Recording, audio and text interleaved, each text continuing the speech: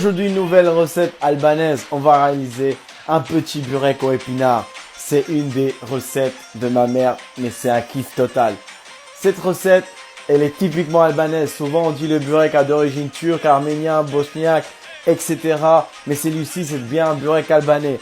Tu vas commencer par mélanger l'eau avec le sel, l'huile et la farine de cette façon-là, tout doucement. Et tous les ingrédients, bien sûr, tu le trouves en premier commentaire.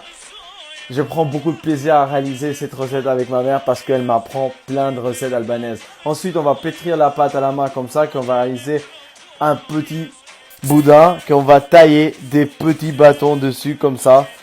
Et tout simplement, la cuisine albanaise, c'est une cuisine qui est très riche avec des gros plats. On mange en grande quantité, mais ces plats, ils sont vraiment magnifiques. Ensuite, tu vas réaliser des petites boules comme ça. Moi, j'y arrive pas avec les deux mains. Je les fais avec un seul main. Et tu vas les mettre un peu de farine et tu vas faire 3 par 3. Et ensuite, tu vas laisser reposer les bâtons de pâte comme ça pendant environ 15 minutes, pas plus.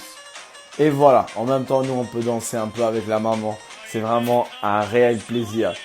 Et voilà, du coup, tu vas laisser reposer ta pâte pendant 15 minutes, 10 à 15 minutes. Et ensuite, tu vas venir les étaler comme ça. Bon, ma mère, elle fait beaucoup mieux que moi, mais je m'entraîne. Du coup, voilà. Écrivez-moi en commentaire si vous voulez voir d'autres recettes albanaises, bien sûr. Ensuite, on va les remplir comme ça, 3 par 3. On va les faire ensemble et on fait. Donc, directement, on les met dans le plat qu'on a badigeonné avec de l'huile. On va les mettre de cette façon-là. Un peu de l'huile, bien sûr, pour pas que ça colle. Et on met 3 pâtes de cette façon-là. Du coup, si vous avez suivi 3 fois 3, ça fait 9. 9 en dessous et ensuite on va mettre la garniture au milieu. Nous on a fait un mélange de épinards et feta, mais tu peux faire ce que tu veux, de la viande, végétarien, comme tu souhaites. C'est vraiment libre choix. La viande hachée ça marche très bien, aux tomates aussi et voilà. Ma mère va étaler un peu de la farce de partout et on va répéter l'opération. Du coup on remet 3 pâtes de cette façon là, toujours en mettant un peu de matière grasse entre les deux. Et on a mis la matière grasse végétale parce que ça s'apprête beaucoup mieux à cette sorte de pâte. Et à la fin, on met un peu de yaourt comme ça va donner le côté brillant et super croustillant de la pâte. Une fois bien coupé, tu vas venir enfourner pendant 20 minutes à 200 degrés.